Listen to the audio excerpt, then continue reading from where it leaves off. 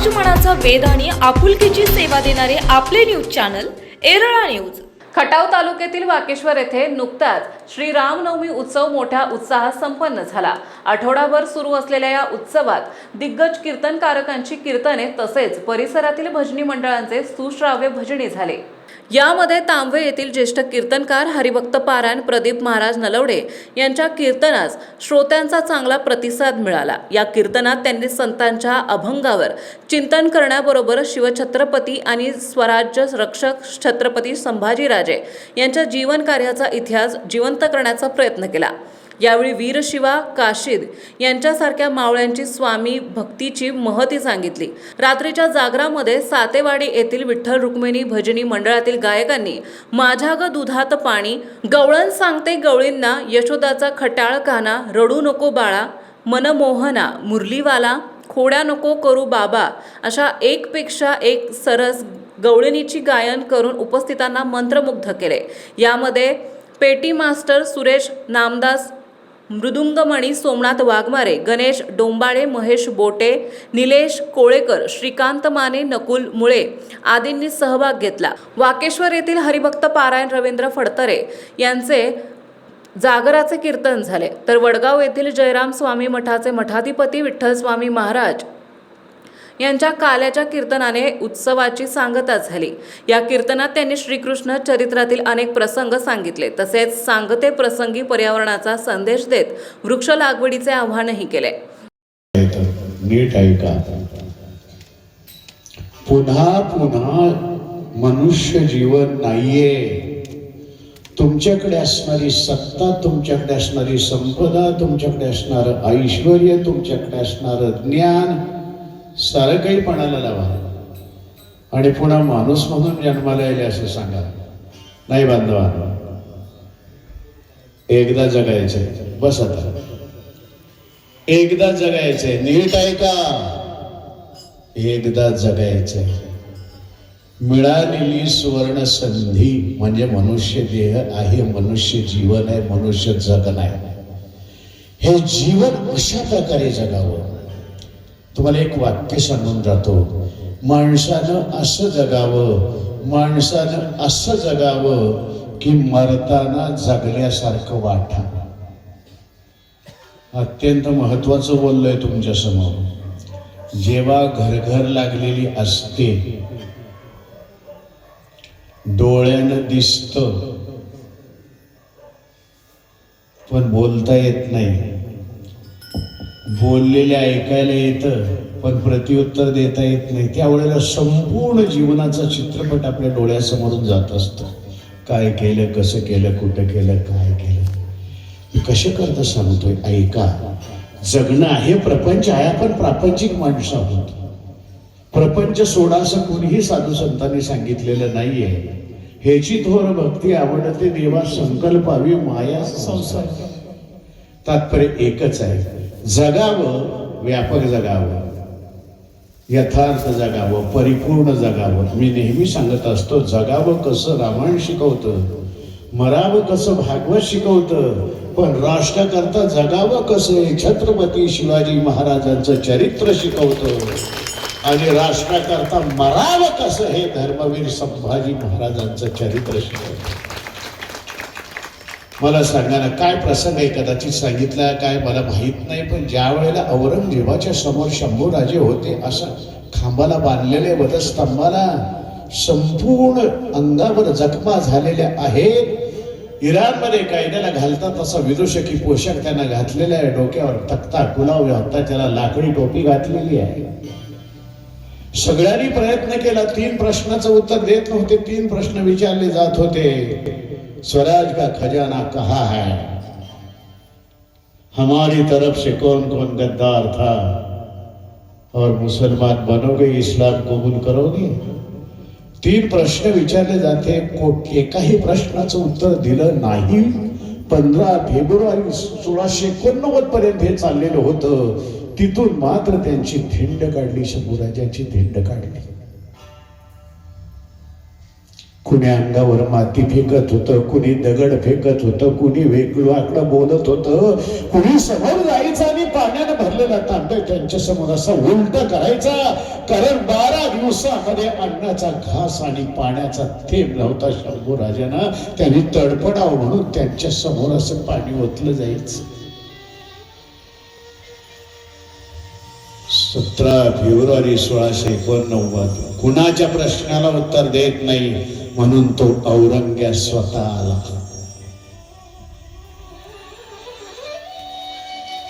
10 फुटावर उभा राहिला लांब. तो विचार करतो कदाचित साखळ दंड तोडून सुद्धा आपल्या नरडीचा घोट घेऊ शकेल का फिर शिवा का ये संभा है. तो बोलतो देखो आखिरी बार पूछ रहे हैं, जिंदगी बख्श देंगे. संभा आगरा से तो भाग गए थे, यहां से नहीं भाग सकते ना, तुम्हारी फौज आ सकती है. सोचना भी मत.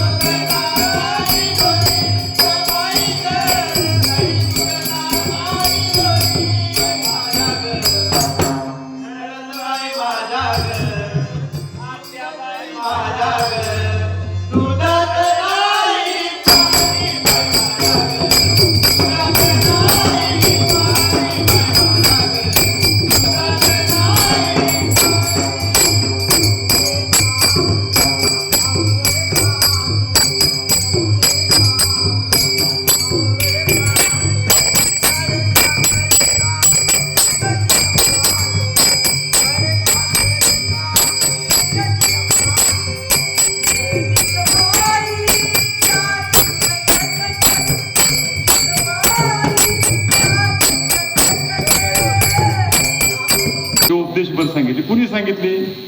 भगवान गोपाळ कृष्णाने सांगितली. भागवतामध्ये गीतेमध्ये वर्णन कृष्णाचं आहे. आपल्या काही लोकांना असं आहे कृष्ण लय जवळ, कृष्णाच्या जवळ जाऊ वाटत नाही. हल्ली खराब बाबाकडे जाऊ वाटतं.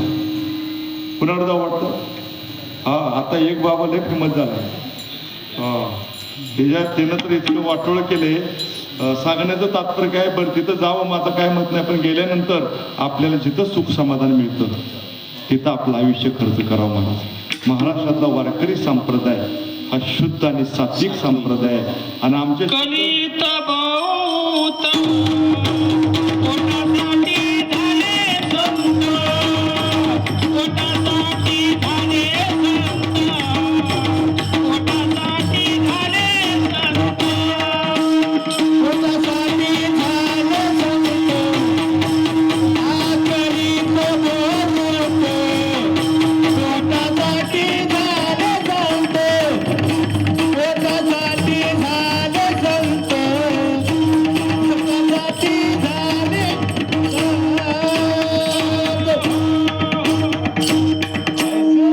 झाले बंधू कर्म करोनी म्हणते अशा साधूच्या, अशा संतांचे, संतच नाही त्यांना साधू संतांची उपाधीच लावताच येत नाही. आमच्या संतांनी सांगितलं, या रे बाबांनो तुम्ही कृष्णाचं नाव घ्या. कृष्णाचं नाव घेतल्यानंतर 3 फायदे चांगले आहेत. एक, तुम्हाला खायला चांगलं मिळतं. आताच्या काळामध्ये कृष्णाचं नाव घेण्याचं आता किंमत कळायला लागते. आता या 4 दिवसात तरी लोकांना शिणकूट आठवतील. अजून थोडे दिवस जर काही खेळ झाला तर पुन्हा त्या घरावर, भले आरसीसीचं घर असू द्या, त्याच्यावर सुद्धा शिणकूट थापलेली दिसतील काही दिवसात. सांगण्याचं तात्पर्य काय आहे, कृष्णाच्या संगतीत पहिला फायदा आहे की तुम्ही जमिनीवर राहता. कृष्णाच्या संगतीचा एक फायदा तुम्हाला सांगतो, राजाचा मुलगा आहे. काय कमी आहे घरामध्ये? काय कमी आहे मला सांगा. 9 लाख गाय आहेत कृष्णाच्या घरी. किती लाख गाय आहेत? 9 लाख.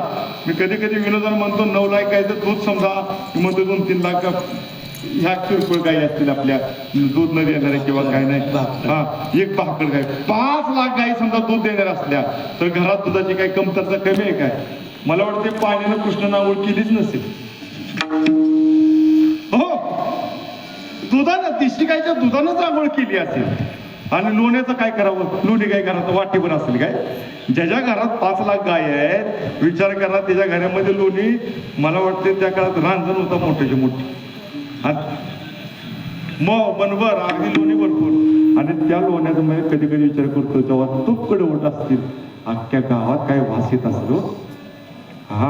काय ते सूप, त्या तूप खरंच हवं. तूप खाण्यापेक्षा महाराज तुपाचा इतका वास गोड लागतो, इतका असं वाटतं. आणि एक वैशिष्ट्य आहे तुपाचं, ज्याच्या घरात चाललंय सॅन्सर नाकाचा बरोबर तिथपर्यंत. एरळा न्यूज साठी प्रतिनिधी अमर फडतरे, गणेश घारगे. आपल्या भागातील महत्त्वाच्या बातम्या पाहण्यासाठी आजच आमच्या एरळा न्यूज चॅनलला यूट्यूबवर सबस्क्राईब करा आणि बेल आयकॉन प्रेस करा.